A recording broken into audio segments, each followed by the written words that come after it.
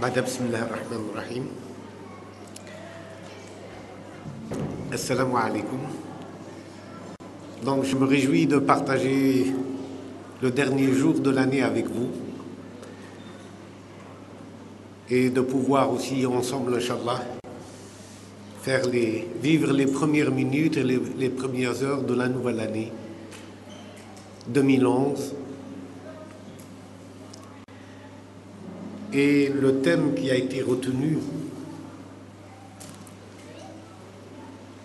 donc sur l'étude du wird de la tariqa al-alawiyya, al-darqawiyya, al-shaduliyya, nous interroge il m'interroge moi-même sur la façon aujourd'hui de pouvoir transmettre nos traditions aux générations qui viennent et comment leur faire comprendre l'importance, le rôle d'une tradition vivante, comment leur transmettre quelque chose de vivant, pas seulement des mots, pas seulement des idées,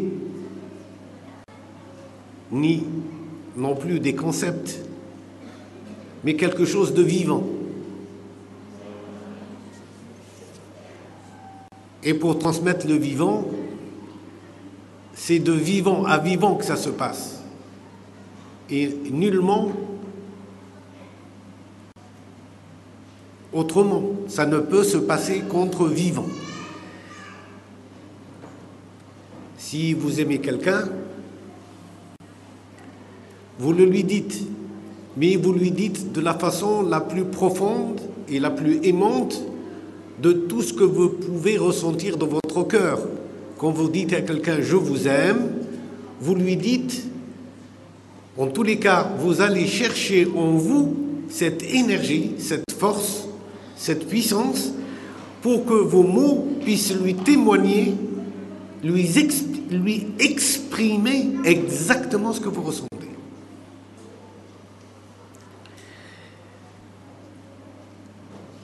Et le wird est, d'une certaine façon,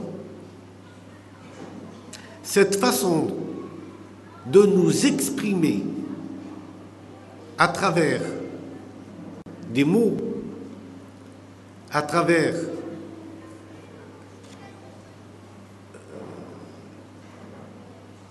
des horizons, notre façon de témoigner ce que nous ressentons au plus profond de nous-mêmes.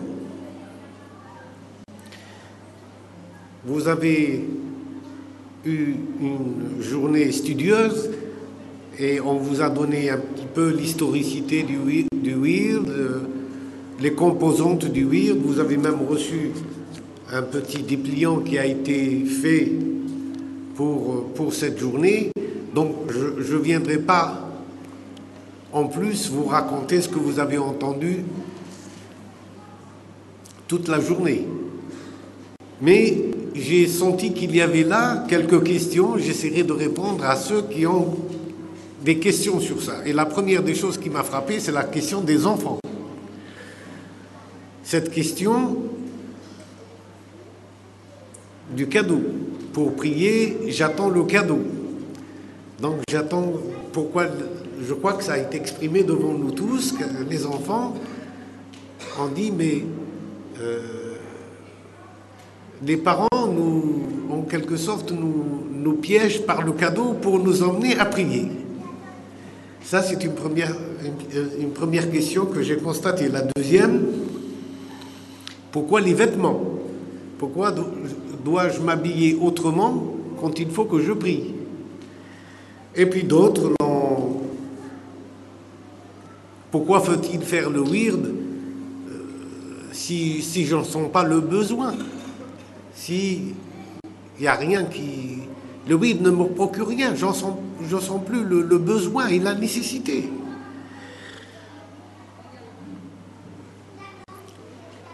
Et puis d'autres questions sur la prière, pourquoi Dieu prie-t-il sur le prophète?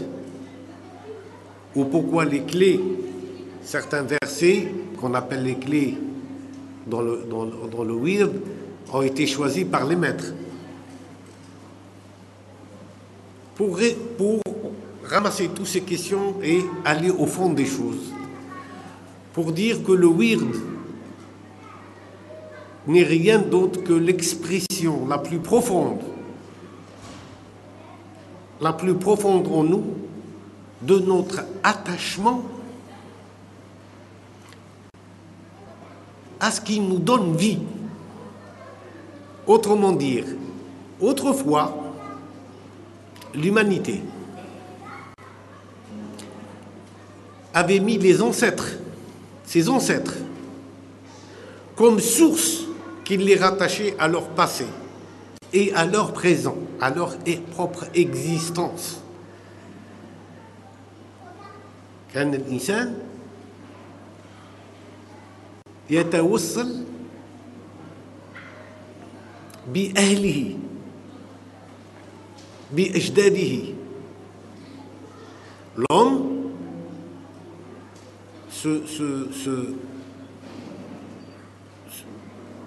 avait le culte des ancêtres pour pouvoir vivre son présent, et son présent dans toutes les difficultés qu'il peut rencontrer, les bonnes comme les mauvaises. Et le wird spirituellement est un attachement à une filiation spirituelle.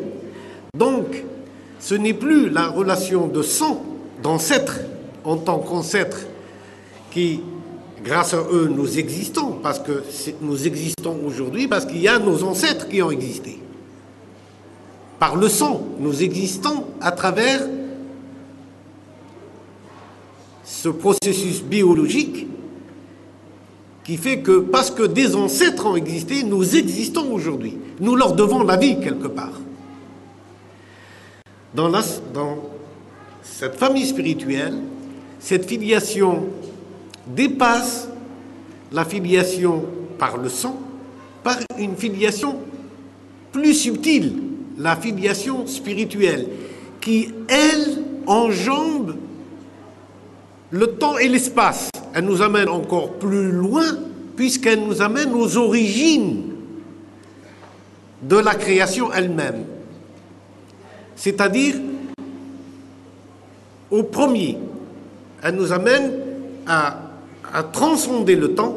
Je n'existe pas par mon nom, par la noblesse de ma famille, par le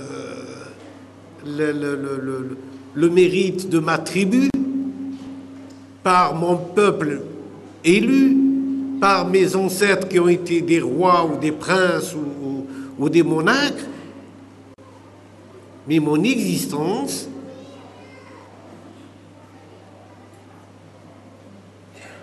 va m'amener à travers des maîtres, à travers une filiation spirituelle,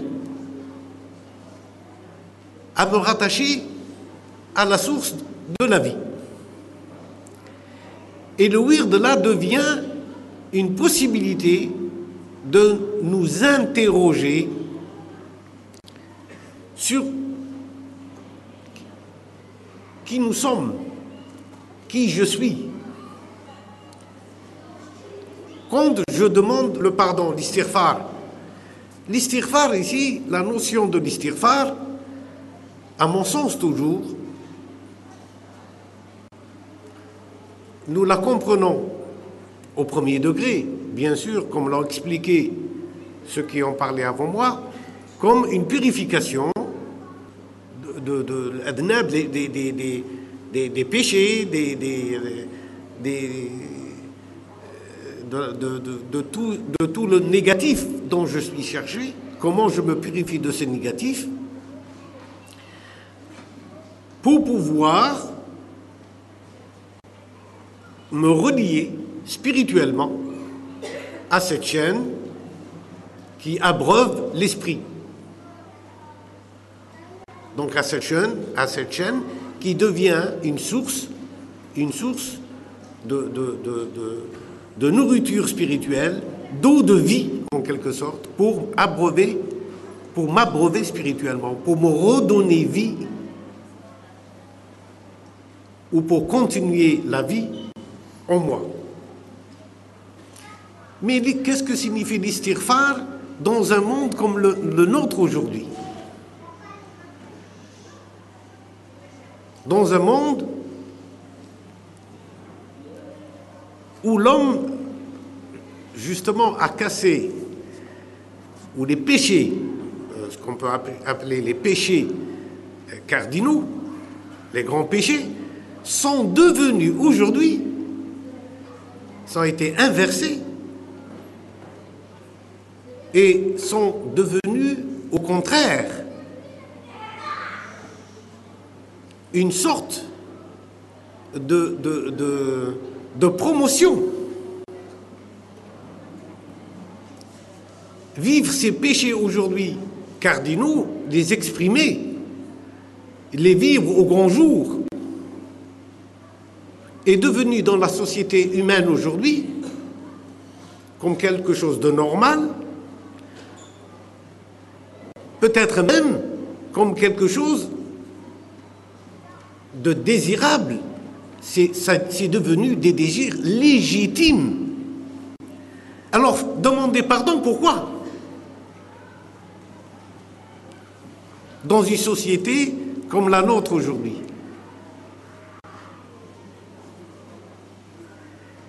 Et c'est là où, peut-être spirituellement parlant, la spiritualité vient nous donner un coup de main.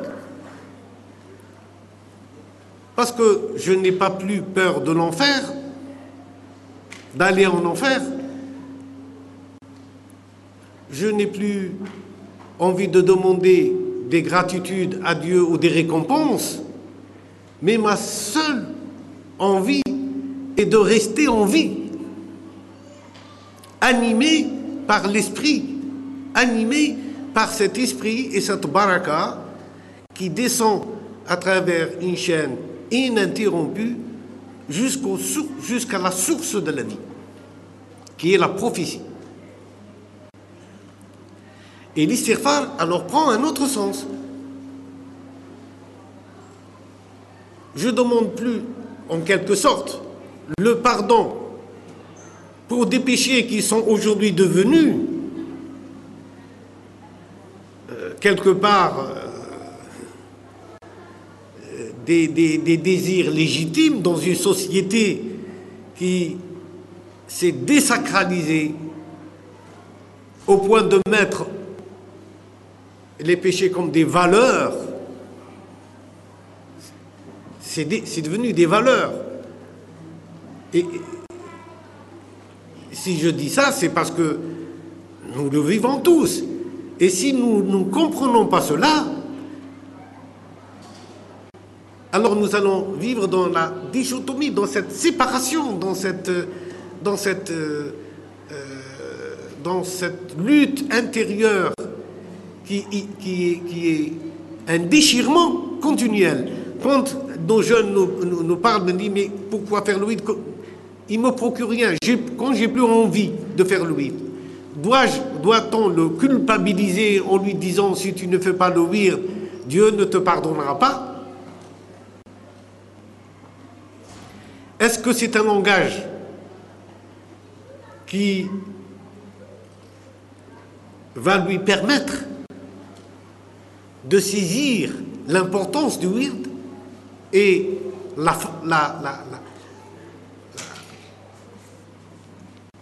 la subtilité de ce que le wird est venu transmettre? Ou va-t-il encore le culpabiliser? Et moi, je ne suis pas là pour culpabiliser qui que ce soit. Je suis là pour que nos jeunes puissent recevoir un enseignement, comme je vous dis, vivant, de vivant à vivant.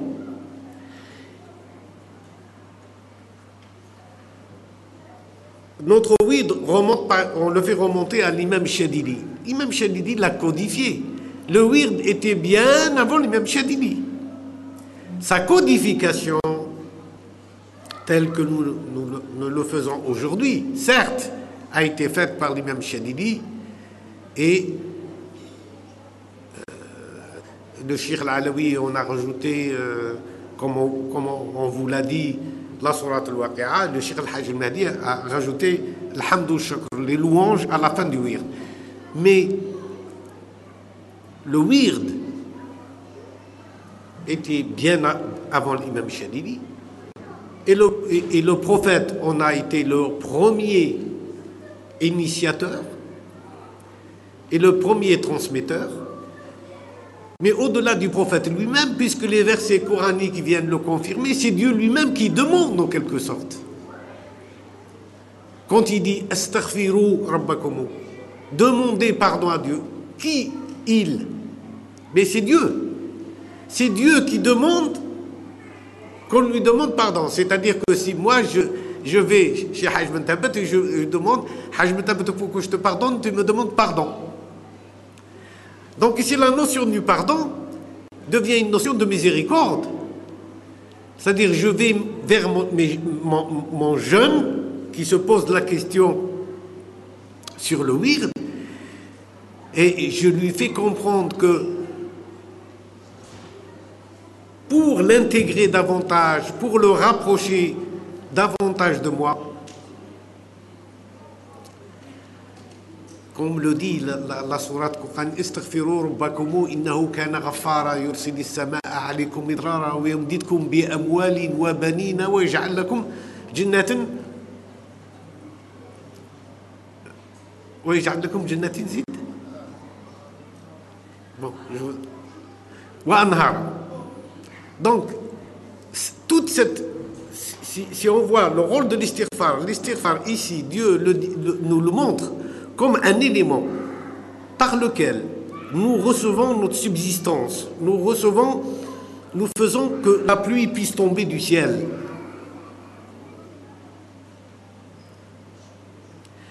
Pour que nos richesses s'accroissent.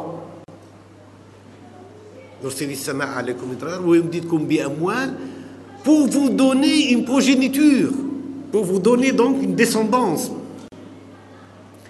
Qu'est-ce que la signification ici de l'istighfar alors?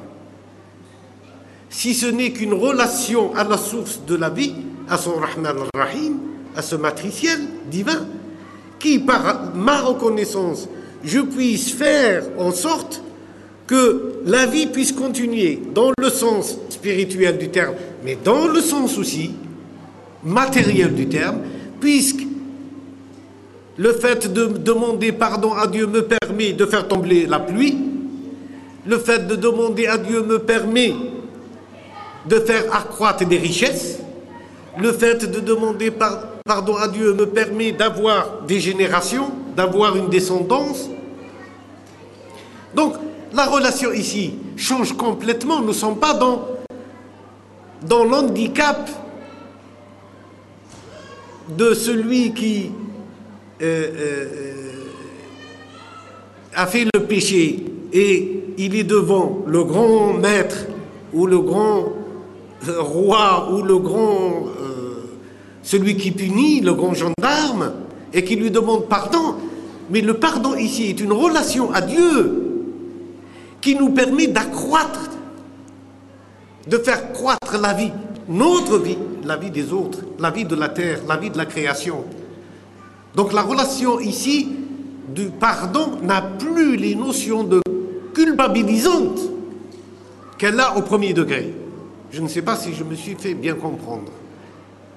Elle n'a pas cette notion de culpabilité que nous voulons enseigner à nos enfants, puisqu'on leur demande le cadeau pour qu'ils fassent la prière, pour qu'ils fassent le wird. C'est un jeu qui n'est pas bon, quelque part. Parce que nous ne leur apprenons pas que le fait même de demander pardon à Dieu, c'est le fait de demander pardon les uns aux autres. Parce que celui qui est capable de demander pardon à Dieu se fait aussi pardonner par les siens. Et quand on commence à comprendre que la notion du pardon entre les hommes, entre les nations, entre les puissants, entre les êtres humains entre eux, le pardon entre un couple, un homme qui s'est pardonné, une femme qui s'est pardonnée, c'est un couple soudé Mais dès qu'un couple ne se pardonne pas, c'est fini. La famille est éclatée. Mais dans une société, quand le rapport du travail, quand il n'y a plus la possibilité de pouvoir pardonner une erreur à son employé, ben ça veut dire que c'est la fin, c'est la fin du contrat. Quand un État ne sait plus faire des lois qui peuvent racheter, pardonner en quelque sorte, racheter quelque part celui qui fait la faute, et quand elle s'appuie que sur la punition, quand elle s'appuie que sur la loi qui punit, il n'y a plus la notion du pardon. Ben, c'est une société qui ne fonctionne pas. Donc la notion ici du pardon à laquelle Dieu nous invite et qu'il veut nous communiquer et qu'il veut que nous vivons, elle n'a rien à voir avec la notion de culpabilité. Au contraire, c'est nous redresser, c'est faire en sorte que nous puissions agir de la façon la plus convenable avec nos semblables, puisque nous agissons avec le Créateur lui-même. Mais faut-il avoir cette conscience, ou cet état de conscience qui nous permet de vivre cela.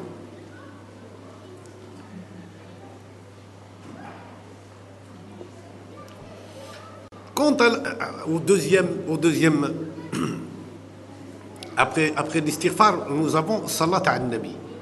Alors qu'est-ce que ça veut dire? Quelle est la signification que nous puissions demander à Dieu d'adresser ses prières et son salut au prophète Mohammed?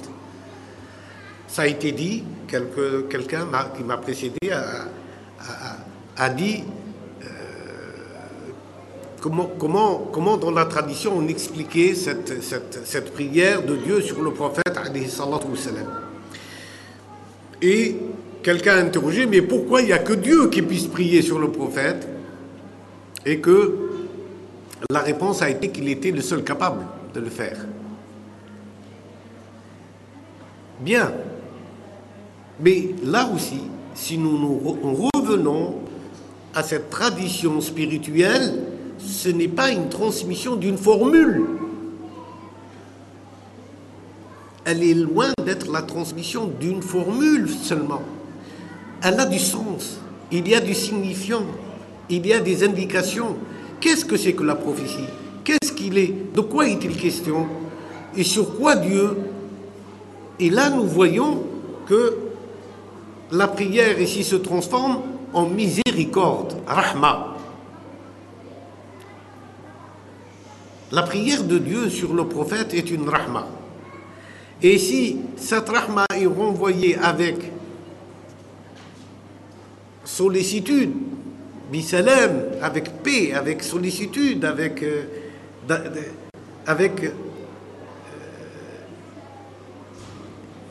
elle revient vers nous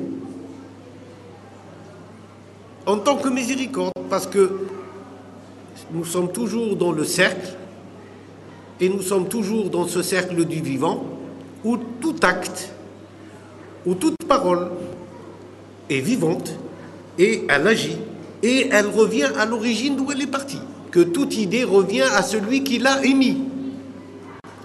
Que toute chose revient à son départ. Donc si j'émets, moi, le vœu, le sentiment que cette miséricorde divine soit sur le prophète. Pourquoi le prophète? Parce qu'il est mon modèle. Je l'ai pris comme modèle, je le prends comme modèle, je le prends dans cette lignée, dans cette chaîne ininterrompue de la prophétie des sages de l'humanité. J'ai un modèle, je m'arrête un peu quelque part, j'ai que mon idée, ou l'expression de mon idée, mon désir, va vers un prototype qui est à l'échelle humaine. Parce que quand je dis Allahumma salli wa sallim ala sayyidina Muhammad, etc., je la formule. Donc cette formulation de prière et de salut, je la formule avec une idée, forcément. Je ne peux pas Autrefois, les êtres formulaient peut-être la même chose pour un autre modèle.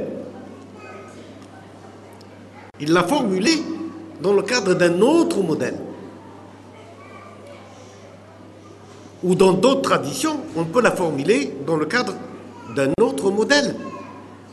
Ne prenons pas comme modèle le prophète historique, le prophète de l'islam, mais comme modèle un autre prophète.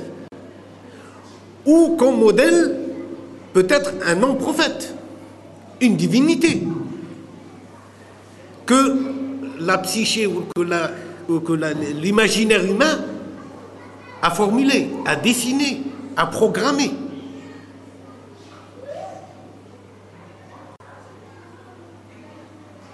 D'autres êtres humains comme nous ont adoré des divinités, ont adoré des formes. L'adoration est passée par des phases successives.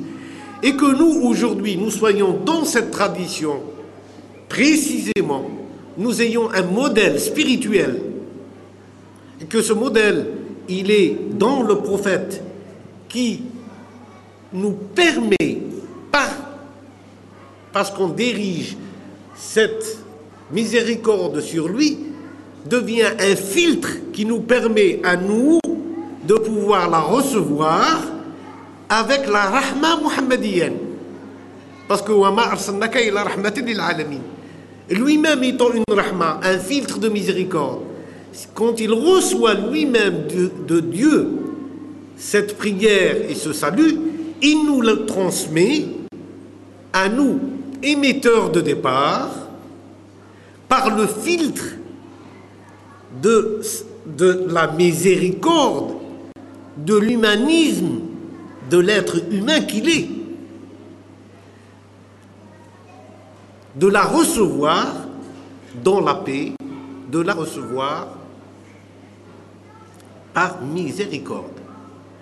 Donc vous voyez tout le jeu du wird est un jeu en permanence dans des états où nous sommes acteurs, témoins, acteurs, émetteurs, receveurs, et le wird n'est jamais quelque chose qui est que dans la verticalité. C'est quelque chose qui est dans le cercle en permanence. Quand on va à la ilaha illallah, et quelqu'un d'ailleurs a dit ce hadith qudusi, la ilaha illallah hisni wa man dakhala hisni naja min adabi, la ilaha illallah est mon rempart. Et celui qui est à l'intérieur de mon rempart ne craint plus mon courroux. Là, la notion de la ilaha illallah change complètement de formulation, complètement d'entendement, puisqu'elle devient une protection, elle devient une forme de protection, de survie dans notre monde. Aujourd'hui, nous prenons bien des assurances dans le cas où il peut nous arriver un malheur, un accident, une maladie, je ne sais pas quoi. Nous sommes assurés. Et notre assurance, en quelque sorte, dans la ilaha illallah, je me mets dans cette disposition où la ilaha illallah devient, pour moi, une façon de me protéger de tout ce que j'ignore, de tout ce qui est divin, mais que je ne connais pas, du mystère du divin. Et le mystère du divin, il est peut-être là où on ne l'attend pas. Il est là peut-être dans des apparences des choses, puisqu'il est l'apparent. Il peut être dans l'apparence illusoire des choses. Il peut être aussi dans quelque chose que moi j'estime qu'elle n'a pas lieu d'être citée, puisqu'elle est la dernière des choses à citer.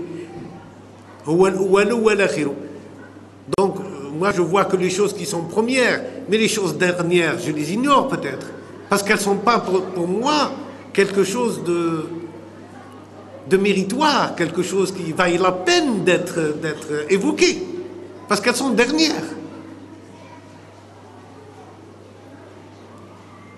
Alors que c'est peut-être là se cache une vérité qui m'échappe, ou qui peut peut-être m'apporter du bien et je la néglige, et peut-être me faire du mal et je la reçois, parce que je suis dans l'illusoire. Donc la ilaha illallah devient pour moi une protection, une garantie que dans ma vie, cela me permet au moins de pouvoir me mettre à l'abri de mon ignorance, à l'abri de mon incompétence, à l'abri de mes folies, à l'abri de mes tentations, à l'abri de beaucoup de malheurs dont je suis l'acteur inconscient. Des malheurs dans ma vie dont je suis l'acteur inconscient. Donc vous voyez que là nous rentrons dans une façon de voir le wird qui nous oblige, si nous voulons que ce wird persiste, si nous voulons que ce wird reste vivant, de ne plus aller, de ne plus transmettre des choses, mais qui sont certes très belles, mais elles sont peut-être à mettre dans le musée. Mais ce qui est intéressant, c'est de transmettre des choses simples, mais vivantes, pour que nos enfants puissent les comprendre. Si nous transmettons, si nous sommes fidèles à la tradition, c'est la tradition vivante. La tradition prophétique est vivante. La tradition de ces maîtres qui font la filiation de cette chaîne est vivante. Et je veux vous citer un cas. Je termine avec ça. Durant notre voyage, le dernier voyage qu'on a fait, la siyaha qu'on a faite en Turquie, donc, qui nous a été un véritable cadeau, qui nous est venu spontanément, c'est-à-dire là où on n'attendait pas, c'est le fait qu'on ait transporté des cendres de Eva, de Vitry Mirovic, au cimetière de Konya, en Turquie, parce qu'elle a été une femme qui a voué sa vie à la traduction de l'œuvre de Jalaluddin Rumi, et tout le monde ici le sait, c'est grâce à elle que les francophones ont pu découvrir Jalaluddin Rumi. Donc, c'était l'occasion. Double surprise, c'est que ce voyage se déroule au moment où il y a la grande rencontre annuelle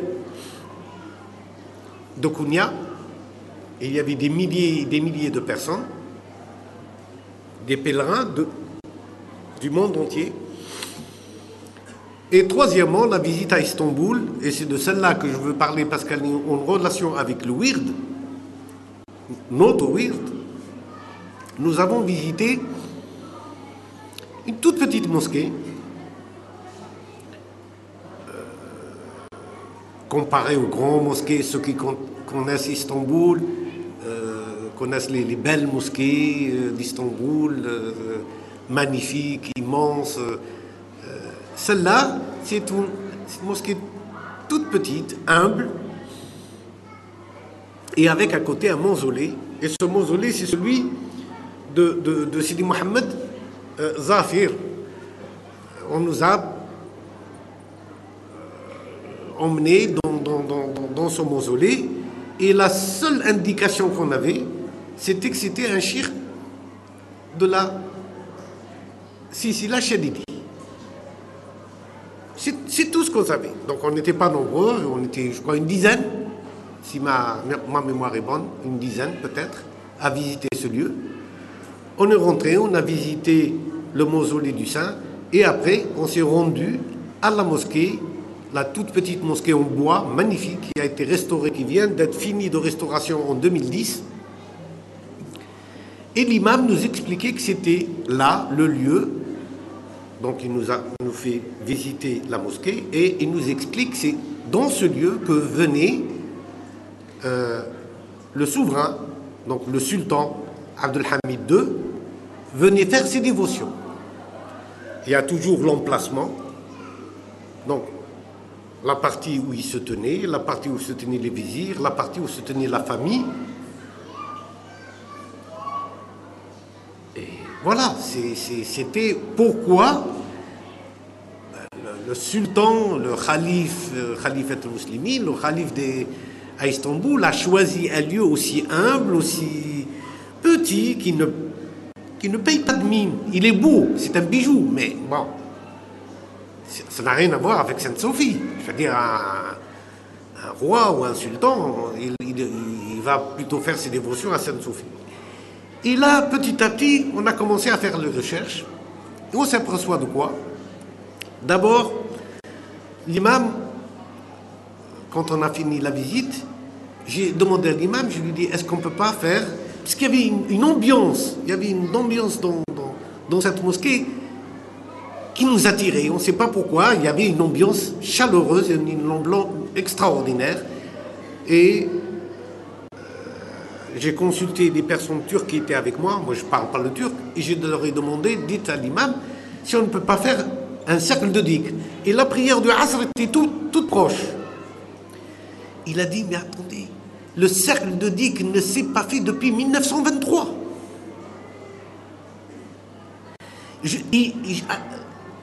Faites-le, mais juste quelques minutes. Je vais fermer les portes que personne ne vienne nous voir. Vous vous rendez compte? Depuis 1923,